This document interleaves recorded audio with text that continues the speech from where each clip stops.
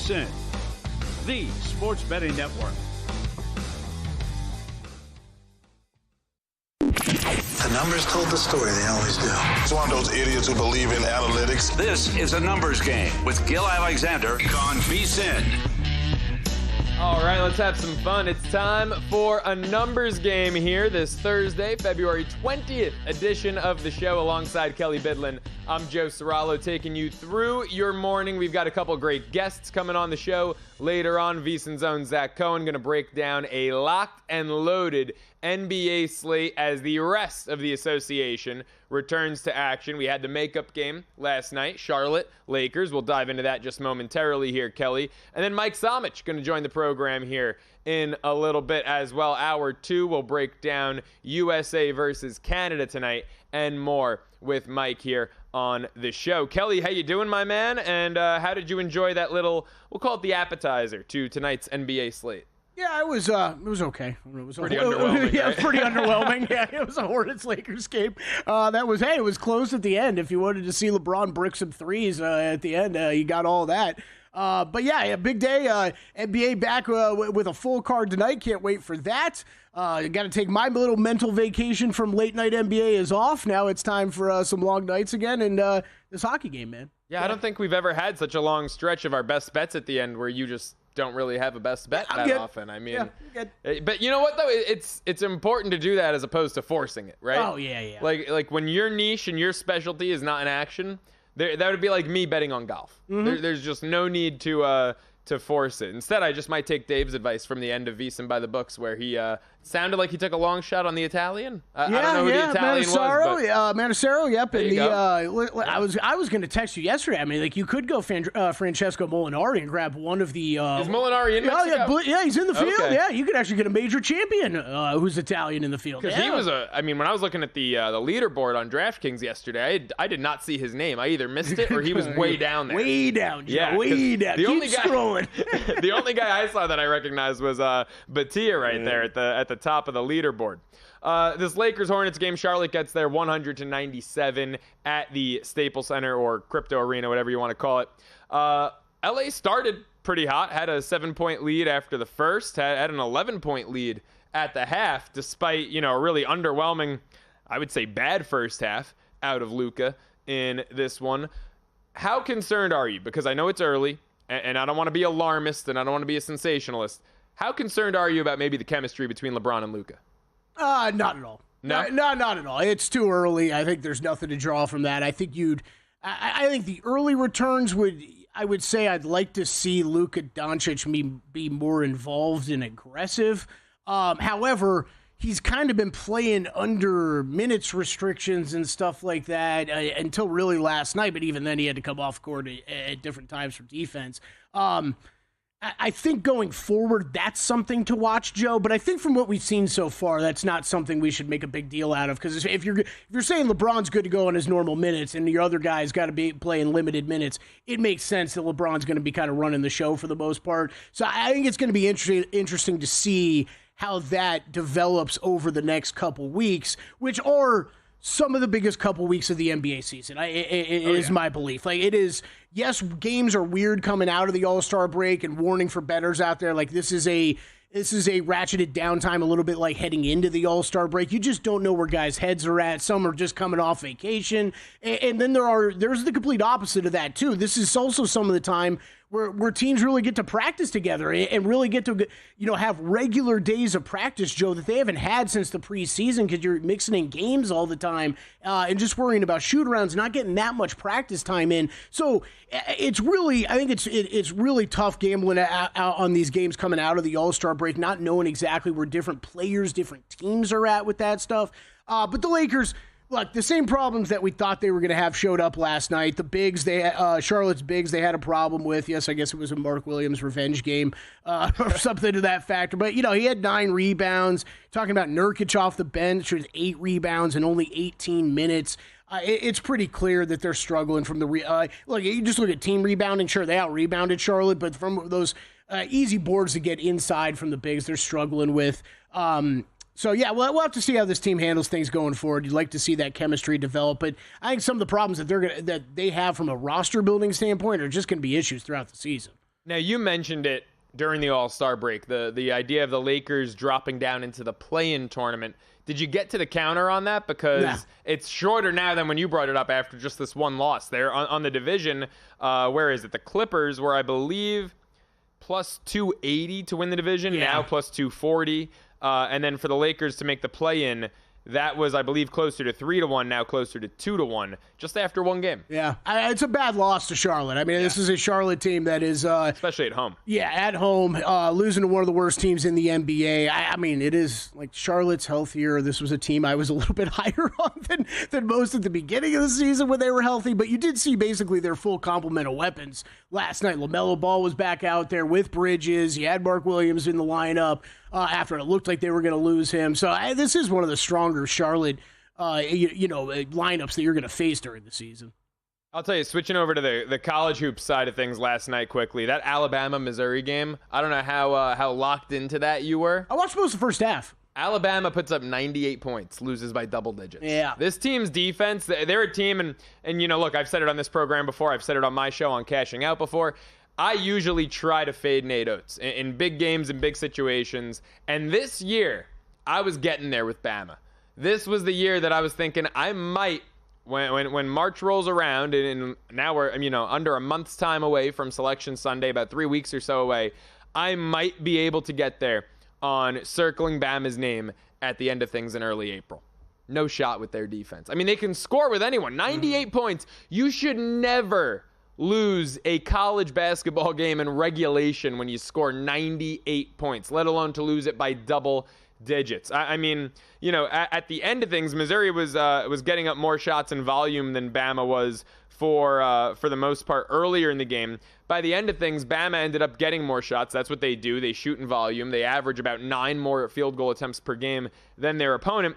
Missouri shot over 60% from the floor, though. I mean, the efficiency was off the charts. And free throws, I mentioned yesterday during the show how both of these teams get to the line better than anyone in the SEC, about 27 times per game.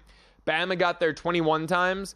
Mizzou got there 47 times. You allowed damn near 50 free throw attempts. And they only shot about 2/3. Bama shot at a much higher clip from the free throw line. You can't let someone get to the line that much, though. Oh, my gosh. Yeah. 47 to 21.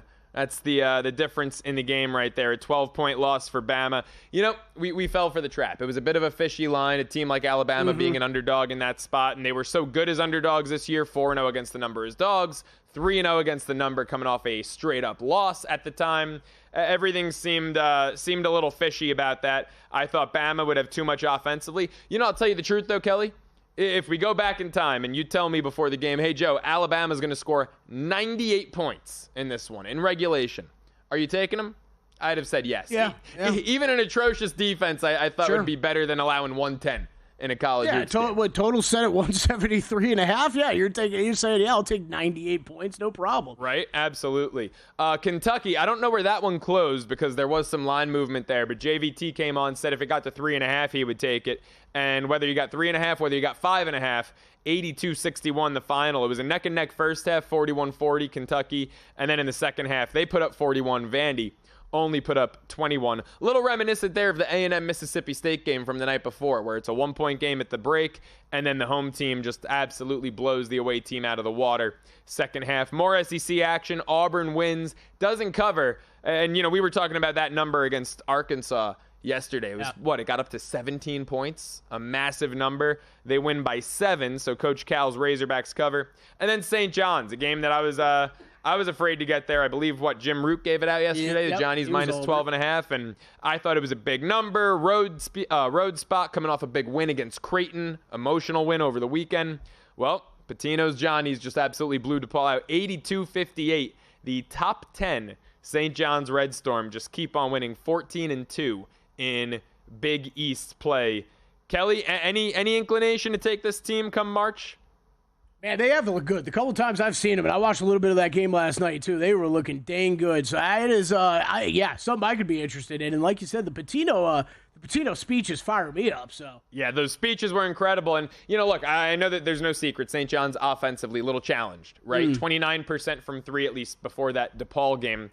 But we did mention it yesterday. There have been 2 teams in the last 15 years to make the Final Four shooting less than 33% from 3. And they were 2 Rick Pitino-led Louisville teams. Yeah, I mean, like, that's the I forgot about that stat from yesterday.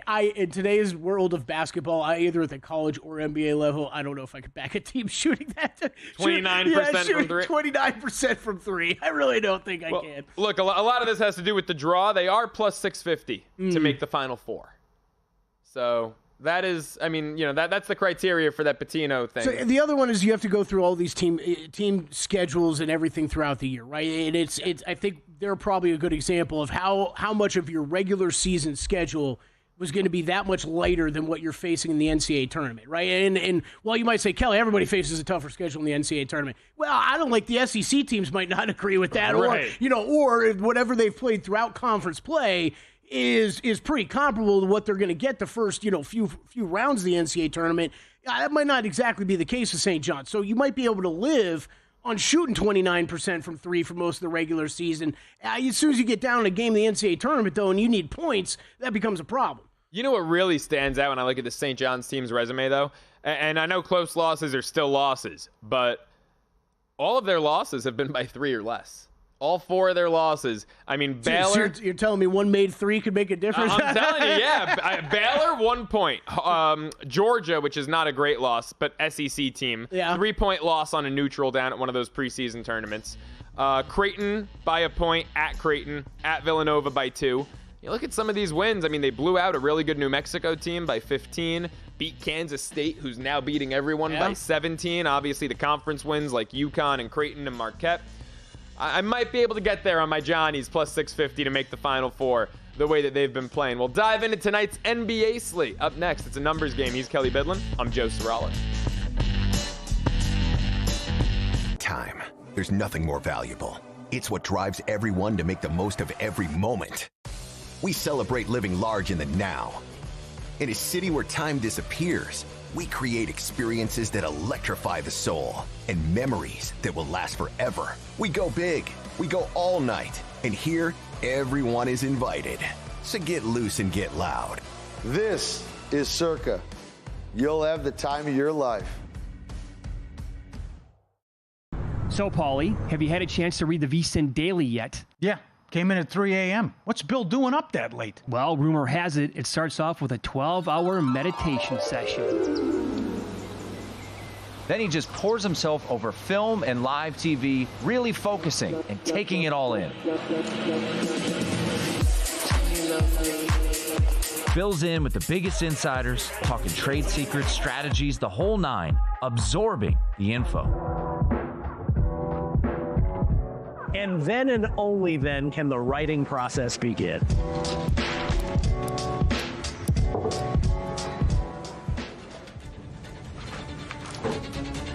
In Las Vegas, Bill's late night becomes your early morning. Wake up to the very latest betting insights in your inbox with the VSiN Daily.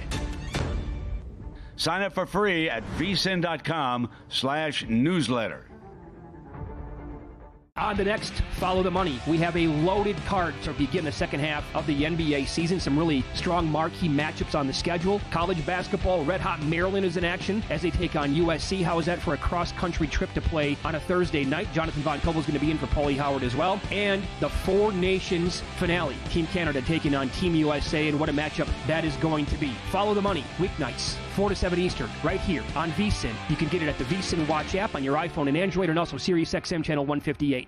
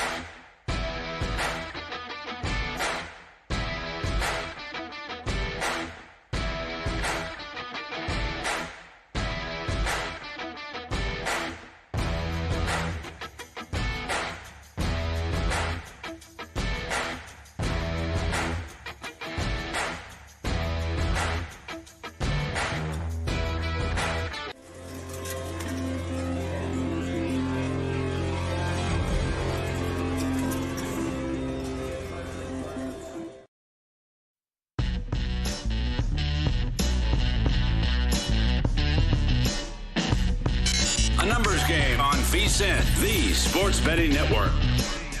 It's a numbers game on VSiN alongside Kelley Bydlon. I'm Joe Ceraulo taking you through your Thursday morning, February 20th edition of the show. We are underway in Mexico with some golf, Kelley.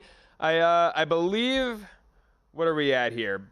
The Mexico Open, just getting 7 started. holes is the most that have been completed thus far, so about halfway through for some of these guys. Or some of the bigger dogs still waiting to tee off here? Yeah. Let's see. Where is Akshay? Yeah, we're just getting started. There's not that many groups out on the course, but full field event coming in Mexico, so it is a bit earlier start than you're used to. Ryo Hisatsune is 4 under par through his 7 holes. Is your leader right now. Not on my card, Joe, so we'll see how that goes. I did end up making first-round leader bets on Kevin Yu and Alex Smalley, and I believe those are not off to a good start. Kevin Yu is 1 over par, and Alex Smalley is just about to tee off. No, he is even through 5. So I'll be watching those guys. Need him to pick it up here. Hisatsune right now 28-1 outright, 5-1 to go top 5 plus 240 to go top 10. Do any of those other markets intrigue you? I mean, look, I know it's, what do they got, 4 rounds to play, so he's about an eighth of the way through his weekend, but maybe a top 5 or a top 10 market at those plus prices? Nah, way too early. If anything, I think you'd be looking at end of first round leader. I did target, the guys that I bet for first round leader were on my outright cards. Anyways, they were the 2 that I liked the most, Smalley and Yu this week. However, one thing to keep in mind with Mexico Open, the weather didn't look like it was going to be a problem at all this week, but you've heard a lot of players talk about this in the past down there.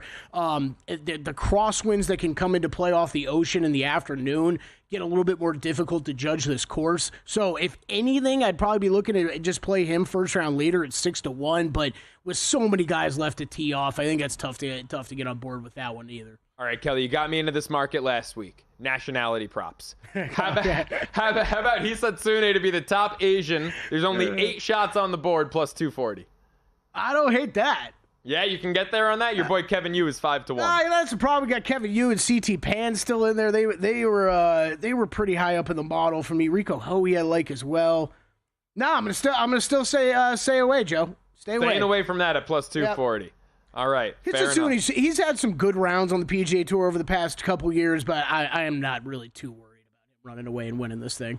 I didn't know who he was prior to this. So. Yeah, there's going to be a lot of names on this week's leaderboard you say that about. Yeah. Oh, yeah, we were saying that yesterday for sure. We'll give you another update in about an hour or so on the Mexico Open as we get ready to shift gears to the NBA and the locked and loaded Thursday night slate we've got back from the All-Star break. Folks, I want to remind you that if you want to bet smarter, you could start with Smarter Insights. Right now, check out articles on VSiN.com like Jonathan Davis's best bets for tonight's USA versus Canada championship and the Four Nations face-off, Greg Peterson's best bets in college hoops, and Adam Burke's spring training betting tips. Plus, later today, our friend Zach Cohen is going to have a best bet article up for the NBA. He's also going to be on the show here in a little under 30 minutes. Get access to all of these articles on VSiN.com right now. So sign up for as little as $9.99 for your first 30 days. Just go to VSiN.com/subscribe to sign up today. Kelley, massive NBA slate coming at us this evening.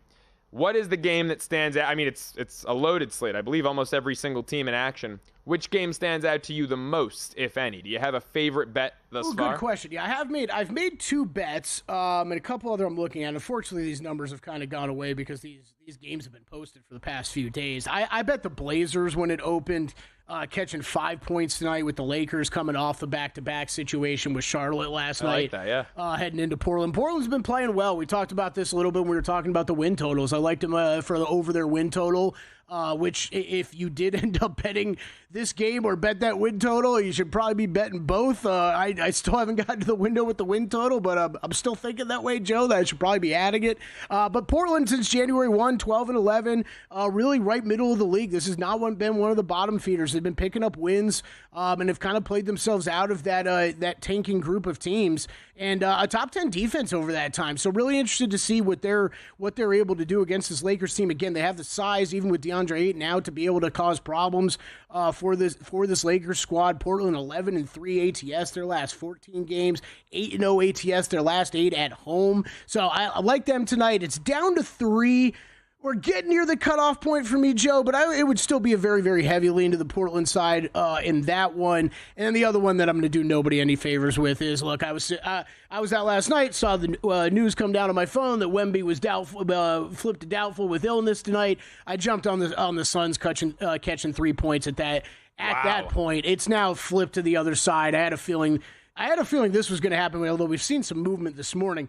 Flip to the Suns' favorite. I was a little shocked when I was looking at stuff this morning, Joe, that this had gotten all the way out to the Suns by 3. There's now been some buyback, which I think is correct, and we're settling in at Phoenix at 2. That's basically everywhere you'll find right now. So those are the only 2 games I've bet. A couple others of note, though. This one I probably should have bet already. Clippers at Bucks. Really fascinating game tonight. One of the better games on the board. Giannis looks like he's going to go, but we haven't gotten that full clearance yet. He did practice with the team yesterday, missed a couple games before the All-Star break. And it was a calf strain, which I think is a concern whenever you hear that with Giannis Antetokounmpo. And as much as I love him, this team is completely different when he is off the court. So still, I'm not convinced he's going to go tonight, but him practicing yesterday is usually a pretty good indication that he will be a go. Now, what has happened, though, Joe? Since that news came down yesterday that he practiced, you would think that means the Bucks start taking money. No, this is another game where it's been all Clippers money early. This has been, when I was looking at it, was Clippers catching 1.5 points. That's what I was considering betting. This has moved all the way to Clippers favored by 2 on the road, even after the announcement that Giannis practiced yesterday. So that's pretty interesting when you see those moves in the betting market. Obviously, some people that are really, really heavy on the Clippers here. I'd probably make this closer to a pick'em, maybe slight favorite on the Clips, but it depends completely on what Giannis's availability is tonight. Right, and obviously, if Giannis plays, it wouldn't shock me if this one does come back to a pick'em here. Clippers just 12-13 straight up on the road, really using the home court advantage in that new Intuit Dome down there in Inglewood. Kelly, there are 2 teams that really intrigue me on the board that I think we're going to start to see whether or not they pack it in at this point. And one of them is Philadelphia. 20-34, hosting Boston. Boston went there not too long ago, beat them by 8. Now the number's 7.5, so it's right around the same ballpark as it was last time they faced off. Do you think the Celtics go out there and steamroll them? Do you think the Sixers have fully just given up and packed it in? Yeah, this is an interesting one, too, because this number was like 8.5, and it's kind of got bet down. There are some 7s out there right now. It's one I got my eye on. I don't know if I'm going to do anything with it pregame, but this might be an in-game look to the Boston side. It would be absolutely, to answer your question, would be absolutely Boston or nothing here. I can't start back in Philly until you see them start to put something regularly together here, and they just haven't been able to do that. Even when in the Embiid game, since he's been back at the start of February, they're 1-3 in those games. It's not like they're playing great in those games that he's out there either, against not all that great competition. And look, Boston, we've talked about it, the past week or so, maybe a little sluggish through this season so far, but wouldn't be surprised at all if they're able to flip the switch here coming out of the All-Star break. Kind of hit on it in the first segment, but these next couple weeks, you really get a feel for what teams that you think are true contenders or true threats in a conference usually start to click and look good, and usually make a statement for how they're going to play the rest of the regular season and then into the playoffs. So I expect Boston to kind of turn up the intensity level here a bit. I think it's 7. It's getting close to a Boston play for me, but I think I'll probably just wait and look to play this team in game. How about 3.5 first half? That intrigue you at all on a really good first half team? Yeah, it does. Yeah, you've brought up the Boston first half stuff before. I think it is interesting. It's just for me, it will probably just be in game look. See if they fall behind with the amount of threes that Boston likes to put up. Always a good team to look at for in game. How about the we've talked about the Brooklyn Nets first half. They're one of the better teams out there. They're catching 7.5 at home. Now, mind you, they're playing Cleveland. So this is the Cavs team that can easily just end this thing and make it, a 25, 30-point blowout start to finish.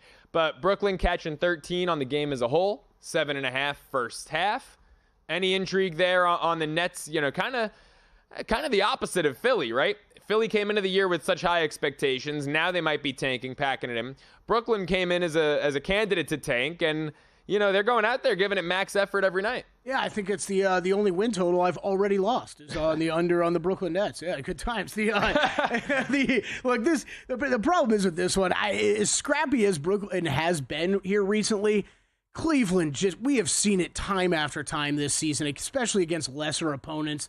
Them not only win, but win handily. I mean, margin of victory, they are second team in the NBA. 10.8 is what their margin of victory is, only behind Oklahoma City. No surprise there. Just some of these weaker teams that they can just beat up on. It'd probably be Cleveland or nothing. One other game we got to hit on at some point, though. Out of the All-Star break, highest total of the NBA season. Grizzlies at Pacers, up to 251 now. Wow, we'll get to that up next. Also, my favorite play in college hoops tonight on the other side. It's a numbers game. He's Kelley Bydlon. I'm Joe Ceraulo.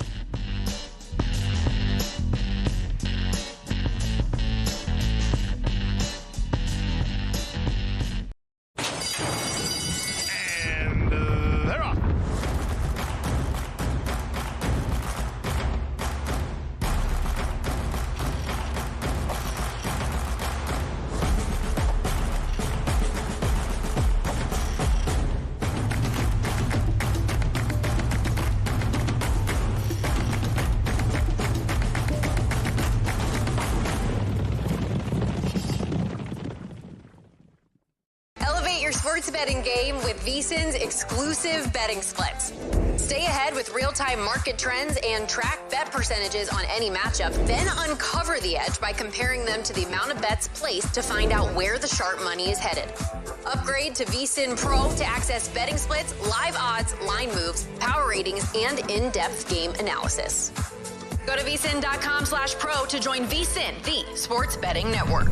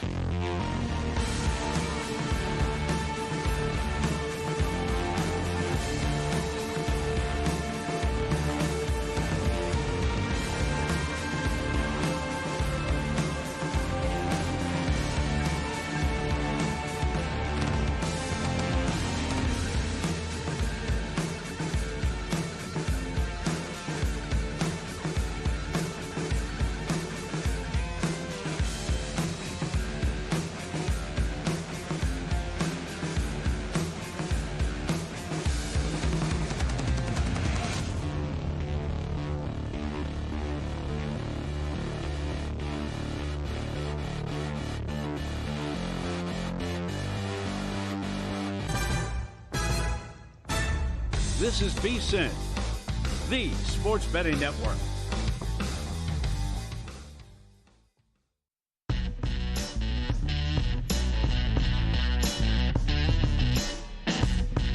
A numbers game on VSiN, the sports betting network.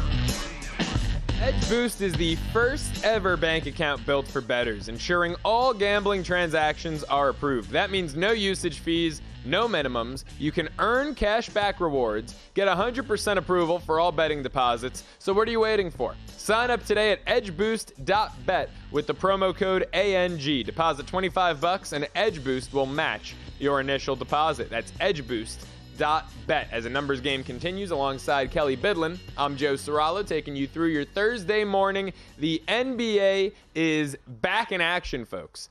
And if you want a game where Vegas is anticipating some action, look no further than this Memphis-Indiana game with a total hovering right up around 250, Kelley.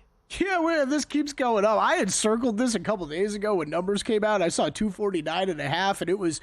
So even at that point, the largest total of the NBA season, and we've gotten a little used to this with Indiana games over the past couple of years. They have always pretty consistently been a part of the highest total games. This sailed to 251s this morning. I have seen buybacks since then, mainly down to 250, 249.5 right now. Joe, this is always tough. I feel like these are always angles I get burnt on when I actually end up going to the window with it, but we talked about it. You're right out of the All-Star break. You don't know exactly where guys' minds are at, how sharp teams are. Yes, these are just two of the more faster-paced teams in the NBA. So that there's nothing about that part that's going to change. That requires you to boost the total up a bit. But do we expect every part of these offenses to be completely effective in game one? I don't know. This might just be a small blind under bet for me today at 250. It just feels like a very high total for two teams coming out of the break. This is also one of those spots, though, that at least for me, comparing it to football, I always say in the NFL, give me an under on a total in the 30s, give me an over on a total in the 50s, where you get a high total like this, and you think that's got to be way too high, right? And in this case, I don't know. I'm looking at that number and I'm going, do I just on principle? Now, I don't know. How does that translate to the NBA? Because in the NFL, I see 50s and my first thought is over because they want you to take the under. It's look, I think that talking about that, it's, going one way like that, either NFL or NBA, isn't completely right. But obviously, if you're seeing a higher total, they're expecting more points. Doesn't matter what the sport is, right? So easier chance of it going over. But I'm with you. I think especially when you talk unders, lower totals, I'm not afraid to bet unders into as much as I am overs on higher totals. Right. That makes sense. Here's a high total that I think actually, it's not quite as high as Memphis Indy. It's not 250, but might be worth a look to the over. Chicago and the Knicks, 243.5. I mean, this Bulls team, who are they going to stop? Like, how are they going to get a stop? Very interesting you bring that one up, Joe, because that is the one game lighting up on my board right now. Someone's thinking the same way you are. Oh, really? This is moving up. Yeah, this is on the move right now, 243. I'm going to guess Brendan updated this before the show. 243 is what we had from Circa before the show. It is up to 244.5 right now at Circa. So, oh, wow. Not so a huge that's why you always move, shop but around. DraftKings, you're going to get a full... Oh, no, DraftKings just moved half a tick to 244. Yeah, this is... All right, nice. We're moving the market here on a numbers game. I mean, you look at the Knicks. Look, it's a team with two MVP candidates, Brunson, Karl Anthony Towns, and then on top of that, if you look at their recent games, it's like there's always a third guy, whether it's Josh Hart, giving him damn near 30, which is something he almost never does. Precious Achiuwa, giving him 25 recently, something he almost never does. It's been, Cat, Brunson, and always seemingly Bridges, Achiuwa, Hart, some next man up. I mean, this team is really scoring in bunches. You look at their last couple of games, 149 against the Hawks, 128 against Indiana. 104 against Boston, but it's Boston. And then 121, 124, 112 in a loss, 122, 143 back-to-back games. I mean, this is not your typical Tom Thibodeau team. Yeah, no, keep an eye on these New York injury reports the next couple games, though. Josh Hart was ruled out tonight, still dealing with a nagging knee injury, which is kind of concerning coming out of the All-Star break. Yeah. I have to keep an eye on that. The good news, if you're a Knicks fan out there, Mitchell Robinson did get back into 5-on-5 practices over the break, so we should be seeing him soon. Not going to play tonight. It doesn't look like, and then OG Anunoby also with a questionable tag. But that might be a little bit more precautionary. A lot of these teams will go if, like we talked about yesterday, if anybody's sneezing or we're even complaining about a sore thumb or something, it's, well, we're going to put a questionable tag. We'll clear that up later. So yeah, that's the NBA for you. How about the Knicks team total in this one? 128.5. Yeah. Is that crazy or what? That's probably where I would look to go with an over if I was going anything. It would just be isolate New York. I think this. You think they'll go for 130? I mean, if I was going to play the over, I'd rather play a team total over on New York than the game over. Yeah, and I don't know if I can get there laying 12. I mean, Chicago, again, I just made the point. Who do they have that's going to get a stop? I'm really low on this Bulls team. I think kind of like Philly, they're probably going to pack it in. I know earlier last segment when I said two teams that are going to pack it in, it was the Sixers and the Bulls, but 12 is just a lot of points. Yeah, it is. And for game one, too, out of the break. Not no Hart, who's your defensive guy and does all the dirty work. One game we didn't get to that I'm really intrigued by, Orlando-Atlanta. In Atlanta, Magic on the road stink, yet they're laying 1.5 in this one. I think it's a good spot to take the Hawks' money line. Because they've been so great? I mean... look, the Orlando stuff's... Orlando, I think, is one of the most interesting teams, though, here in the second half, because it's... Do they continue to look like the team they looked like for a few weeks before the All-Star break, which was not all that great, or do they return to that form that we saw early in the season where they looked like one of the better teams in the Eastern Conference? And Joe, I don't really, it's probably somewhere in between, but honestly, them struggling, this is where I've heard Heat thrown out for the Southeast Division. You've talked to a couple times about Atlanta. I can't get on board with anybody because the Orlando question marks are way too big for me right now. It would not shock me at all if this team came back and started to play at a level that we saw earlier in the season, or there's just some major problems with these teams, with this team, especially with their two stars coming back from injuries, that they're not able to get things back together and they just go away. But man, we've seen it. What have we talked? Play-in prices, win totals. The Heat, Magic, Hawks are all stacked so closely together, and to me, should be that way, that there's not enough separation for me to get here on Atlanta's side tonight. Yeah, I mean, home court matters a little bit in my estimation in this one. Look, Atlanta lost 8 in a row not too long ago. They've responded by winning 4 out of their last 6. And their 2 losses in those last 6 games, by the way, both by a point. 126-125 to San Antonio, 149-148 right before the All-Star break at MSG against the Knicks. I don't know if Orlando's got the offensive firepower to keep up with this Atlanta team. It's the lowest total of the night, 222 and a hook. You know Atlanta can score. The total's that low because of Orlando. And again, they are just, and this goes back to last year too, when the Magic kind of made that surprise run into the playoffs, taking Cleveland to a Game 7. The Magic, even a year ago, their home and away splits were really massive. They stink on the road. Yeah, this is, there's a reason why you're seeing total this low. So Atlanta, since January 1st, 25th best offensive rating outside of garbage time minutes. This is over at Cleaning the Glasses, where I always pull these stats out for. It takes out garbage time, helps you see things a little bit clearer. And then Orlando, where was Orlando?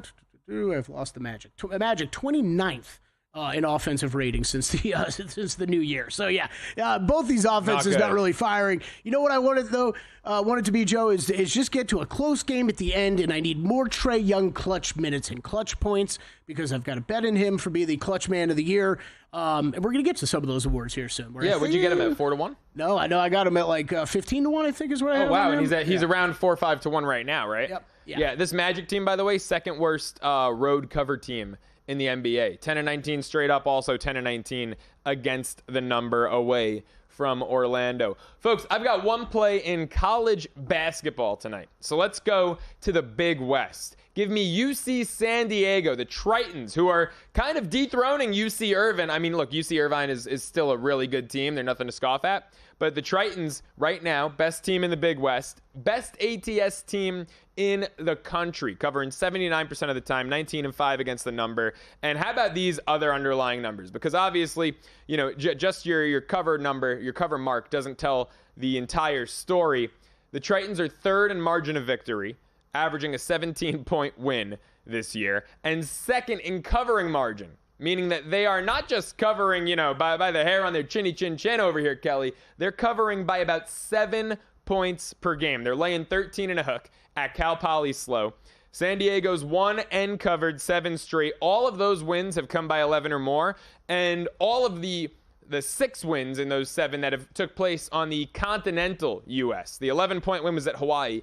Every win that's taken place in the continental U.S. has been by 14 or more. I make note of that because Hawaii is always a difficult place to play with the travel. 12-2 against the number in conference play. 9-2 on the road. They already beat Cal Poly by damn near 30 in their last matchup. It's a Cal Poly team that can score. Both offenses are atop the Big West, right around 80 points per game. But Cal Poly has the 5th worst defense in terms of scoring defense in the country. They rank 360th out of 364, allowing about 82, 83 points per game. They give up about 12 more shots per game than the Tritons do. They allow a ton of second chance points. They're also, in addition to being a bottom 5 team in terms of scoring defense, a bottom 20 team on the glass. UC San Diego defensively, we'll dive into this a little more later, best team in the country at forcing turnovers, generating steals. I like the Tritons in this one by, honestly, I think about 20 points. More NBA up next. VSiN's own Zach Cohen joins us. It's a numbers game. He's Kelley Bydlon. I'm Joe Ceraulo. Got a good thing coming, so wait and see. It's a good.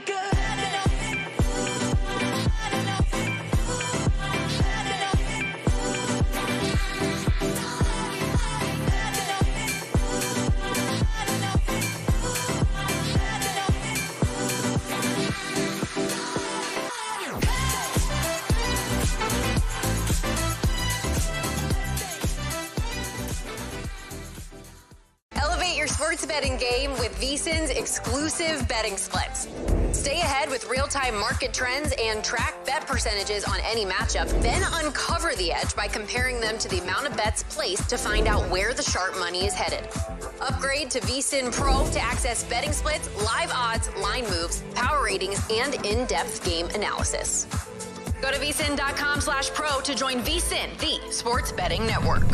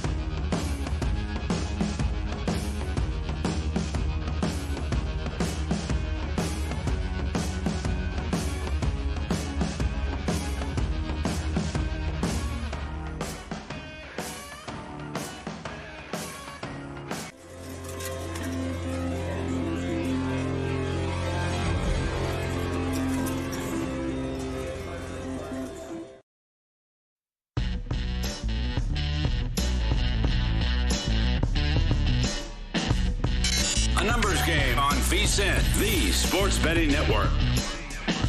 Want to know where the money is really going? Only VSiN gives you exclusive access to betting splits from Circa Sportsbook and DraftKings, two of the most respected books in the industry. Unlike other sources, our betting splits come straight from Circa and DraftKings, giving you insight to where the sharp action is landing. Circa is known for taking big bets from the pros, while DraftKings provides a broader market perspective. That means you're getting the real action, not just public money, but the kind of wagers that move lines. See the percentage of bets versus the percentage of handle on every game across every major sport, helping you make smarter, more informed bets. Get VSiN's exclusive betting splits for as little as $9.99 for your first month at VSiN.com/subscribe. As the numbers game continues, alongside Kelley Bydlon, Joe Ceraulo here. Make sure you get involved with the program. Tweet at the show, at Kelley Bydlon, at the Joe Ceraulo. For myself, of course, at VSiN Live across all socials. Kelley, we've got some tweets to get going. Yeah, this is a good one. Banshees of Atlantic City, always a great listener. Appreciate you tweeting this in. Just tweeted, hey, you might remember last season post All-Star break, there was a large unexplained drop in number of fouls being called, lower scores. No idea if we'll see that again, but in last night's game, there were only 29 free throws taken. Something I'm interested to get Zach's thoughts on. I cannot imagine with the blowback the NBA got last year after it was kind of figured out that there was a change in officiating and directive to the officials to change how they were calling some games, and that kind of went unannounced to the public. I doubt there's going to be anything like that this year, but I can't rule it out because it absolutely did happen last year, and it cost me some bets. It sure felt like the winning started to slow down this time of year. So something to at least be aware of. I'm very glad you tweeted that in, Banshees. And before we get to Zach, just one more. This is breaking news coming down right now. NBA. Milwaukee Bucks forward Bobby Porter suspended 25 games for violating the league's anti-drug policy. Wow. Released a lengthy statement. I haven't gotten to the end of it, but to sum it up, he basically took the wrong painkiller, Joe. So, be careful out there. Make sure you're taking when that happens. I hate when that happens, right? Never goes well for me, Kelley. Always make sure you're taking the right painkiller. That's right, yeah. Let's talk painkillers and officials calling fouls with VSiN senior editor now, Zach Cohen, on the Progressive guest line. Follow him on Twitter at BettingOnX. Zach, what are your thoughts about that tweet when it comes to the fouls that were called last year post All-Star break? What do you expect this year? Yeah, so I'm with Kelley. I don't think we're going to see a major change this year. I think last year, whether you liked it or not, the reason that they did change the officiating was because there was a slew of 70-point performances from guys like Luka Doncic and Devin Booker, and people, were berating the league, like they always do, about the lack of defense being played and, the just ridiculous offensive performances. All right, Zach, I think next segment, Joe and I are going to get to the exciting game of done or not done yet when it comes to NBA awards. I'm going to bring in a team for this. Based off that Bobby Portis news, Milwaukee Bucks, done or not done yet? I think they're done. I just have not been a big believer in the depth of this team for a while now, and I think that losing Portis, a guy that gives you instant offense off the bench, is going to be a blow to them. I did not like the Chris Middleton trade that they made. I know that he did not look good the first portion of the season, but I do think they didn't really give him a lot of time to come back off that double ankle surgery. I think he's going to be looking a lot better in a couple of weeks and maybe next season, and I just think this is a team trending in the wrong direction in a bad way. Yeah. Zach, speaking of teams trending in the wrong direction, Philadelphia 20-34 on the year. They've got that top 6 protected pick. Some people think because of it, they might just go full tank mode now post All-Star break. They're hosting Boston, catching 7.5. They just lost to Boston by 8 not too long ago in their most recent meeting. What are you on in this contest?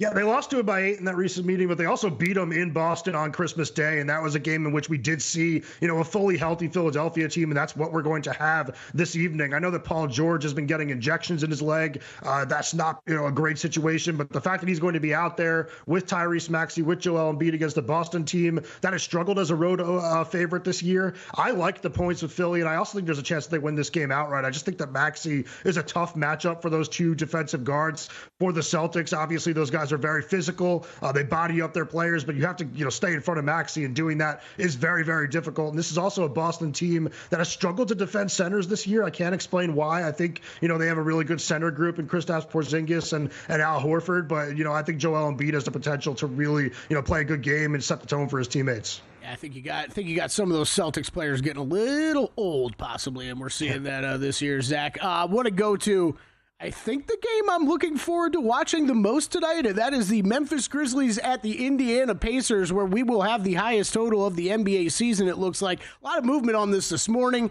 249.5 is where we really saw this open up. I saw it get all the way out to 251 this morning before some buyback came back into play. We're around 249.5, 250 in this game. I know you're looking at a side, though, here. Yeah, I'm laying 2 with Memphis in this game. I just think that their defense is going to be the story in this one. This is a top 10 team in the league defensively, probably closer to top 5, honestly. And I do think that the Pacers, for as good as they have been, since December, they can struggle on the defensive end of the floor. So I'm a little bit worried about how Indiana is going to cover this Memphis team. I'm not really worried about, the other way of that. And I do think this is a game in which Ja Morant is going to light it up a little bit. I don't really think that there's a good defensive matchup for him on the Pacers. I am looking at Morant to go over his assist total in tonight's game. He has been doing a really good job as a playmaker lately. And like I said, I'm high on this Pacers team, but certain matchups are tough. This is one that I think that, Halliburton could struggle. He really does struggle against elite defenses. Zach, how about the best team in that Central Division? Cleveland going to New York, taking on Brooklyn. They're laying about 12.5, 13, depending on where you look. Coming out of the break, look, the Nets, we talked about Philly and how they're trending in the wrong direction. This is a team that should have been tanking, in a lot of people's estimation, from the start of the year. They somehow find a way to win games. Not that they've got a great record, 20-34, but they're playing really competitive basketball. They're good against the number. Can they keep this one close? I think they are. I got it at 13.5, but I would play it at 12.5. I think this is a really tough spot for Cleveland. They're playing without Dean Wade tonight. Ty Jerome is questionable. And then you have those 3 All-Stars coming back over from California, having to go back to Brooklyn after, a shorter break than most teams got, playing against a Nets team that has, won and covered in 6 of their last 7 games. I just think this is a really difficult spot for a Cleveland team that was probably looking for a really easy game coming off the break. And while this does look like an easy game on paper, I do think the Nets team has proven to be competitive all year long. Bulls and Knicks tonight. Knicks laying 12.5 right now. This total is one that Joe and I were discussing earlier. This one's a high one, too, 244 for this game between Knicks and Bulls. I know no side or total play here for you, but you're looking at a player prop?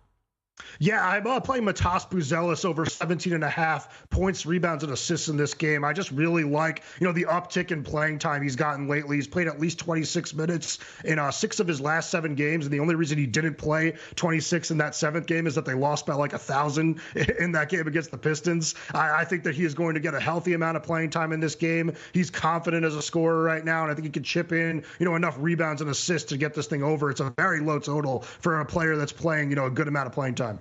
Zach, how about this recent Bobby Portis news? The Clippers laying 2 to 2.5 in Milwaukee. Are you going to jump on the Clippers? I'm thinking about it. I was actually leaning Clippers in that game. I need to look into it a little bit more. I do think that there's a good chance I will end up playing Los Angeles in that one. I just love the way that the Clippers defend, and I think that this Bucks team can be, pretty disastrous offensively when Lillard's not hitting shots. Zach, do you think this news got out a little early to some people? Is that why we've seen the movement in this game? I was looking hard at the Clippers, too, when they were catching 1.5 points. Now we've moved all the way to Clippers, 2, which I thought was especially odd after we saw Giannis practice yesterday, and it looked like he was maybe trending upwards toward play. I'm wondering if maybe some of this news got out here about Bobby Portis, because I'm with you. This might actually bring me to a play on the Clippers. I don't necessarily love the idea of laying points, but especially if there's a chance Giannis doesn't go, this is a great number, because it's going to fly up from there if Giannis somehow gets ruled out. Yeah, I'm guessing that's the case. And obviously, if Portis had time to release a statement, he's known about it for a little bit. So I think that people definitely do. Someone tell me next time. What the hell? Zach, any thoughts before we wrap it up on this Orlando-Atlanta game? I know Kelly likes to give me a hard time. I'm kind of high on the Hawks right now. I think the Magic have just been in an absolute free fall, downward spiral. And, Atlanta had their own little free fall, losing 8 in a row. But since then, they've won 4 out of 6. Even in their 2 losses in those 6, they were both by a point. Atlanta put up 125 or more in each of those games. Orlando stinks on the road. I think it's a good spot to take Atlanta money line. What are your thoughts on that contest?